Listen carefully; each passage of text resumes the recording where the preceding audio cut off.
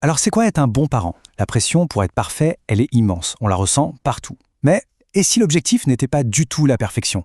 Et si c'était même quelque chose de beaucoup plus puissant, de plus constructif? C'est exactement ce qu'on va décortiquer aujourd'hui. Du coup, la question qu'on doit se poser, c'est est-ce que c'est même possible d'être un parent parfait? Et puis surtout, est-ce que c'est vraiment une bonne chose pour le développement d'un enfant? On va voir que la réponse, elle n'est pas si simple. Ok, pour y voir plus clair, on va commencer par s'attaquer à ce fameux mythe de la perfection. Et pour ça, on va s'appuyer sur le travail d'un psychanalyste qui a complètement chamboulé les idées reçues, Donald W. Winnicott. Alors voilà, son idée phare, son concept clé, celui du parent suffisamment bon. Attention, ça ne veut pas dire un parent moyen ou médiocre. Non, non, c'est un parent qui est imparfait, mais de la bonne manière, de manière adaptative. Au tout début, il répond idéalement aux besoins du nourrisson.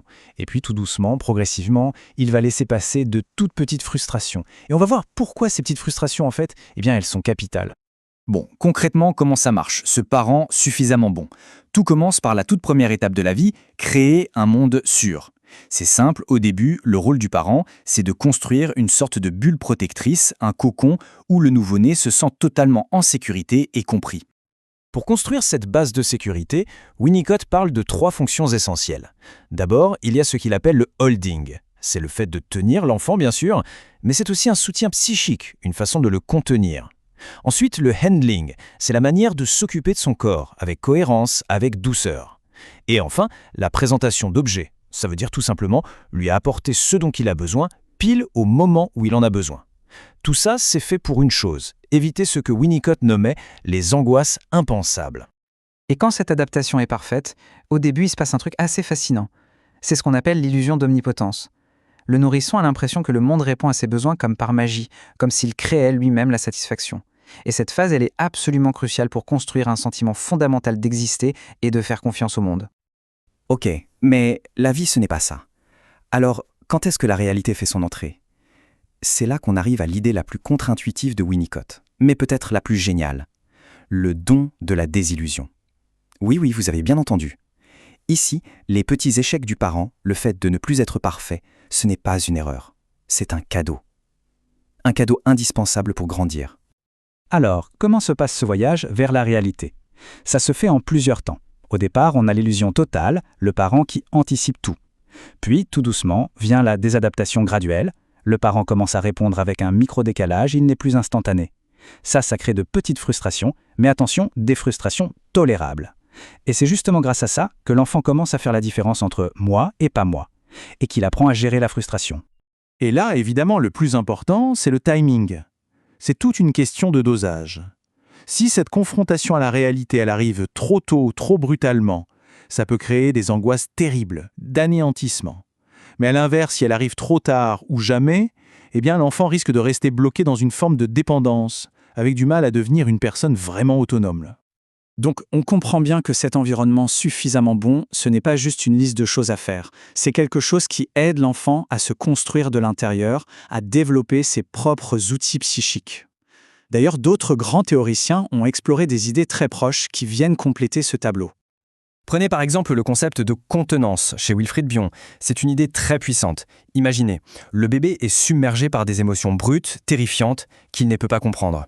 Le parent contenant, c'est celui qui est capable de prendre ses angoisses, de les digérer pour l'enfant et de les lui rendre sous une forme apaisée, pensable. C'est un peu un transformateur d'émotions brutes en émotions gérables. Ensuite, il y a John Bowlby et sa fameuse théorie de l'attachement. L'attachement sécure, c'est quoi? C'est quand l'enfant intègre cette certitude profonde que, quoi qu'il arrive, son parent est là, disponible et à l'écoute. Cette confiance en l'autre devient une base de sécurité intérieure, un tremplin qui lui permet d'aller explorer le monde avec confiance. Et enfin, un concept plus récent, mais tout aussi essentiel, la mentalisation, développée par Peter Fonagy. La mentalisation, c'est la capacité à comprendre les comportements, les siens et ceux des autres, en se référant à des états mentaux, des pensées, des désirs, des émotions. Fonagy a une formule géniale pour ça, c'est se voir de l'extérieur et voir les autres de l'intérieur. Et cette compétence, elle se développe quand on a un parent qui est lui-même capable de réfléchir. Bon, tout ça, c'est bien beau dans la petite enfance. Mais concrètement, quel est l'impact à long terme? C'est ce qu'on va voir maintenant. Comment ces toutes premières briques façonnent l'adulte qu'on devient.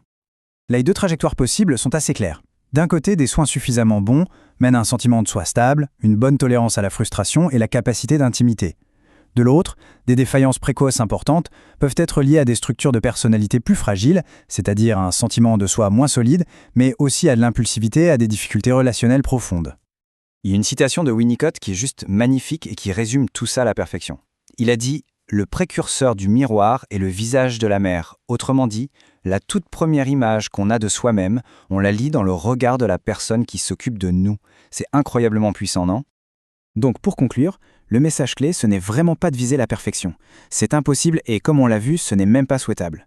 Le véritable objectif, c'est d'offrir une relation humaine, vivante et donc imparfaite, mais une relation qui est suffisamment solide et résiliente pour supporter les ratés, pour les réparer et pour en faire un moteur pour grandir. Et je vais terminer avec une question, une piste de réflexion. Comment est-ce que ces tout premiers plans, ces schémas relationnels gravés si tôt en nous, pourraient bien continuer encore aujourd'hui à influencer nos attentes, nos peurs, nos espoirs dans toutes nos relations ?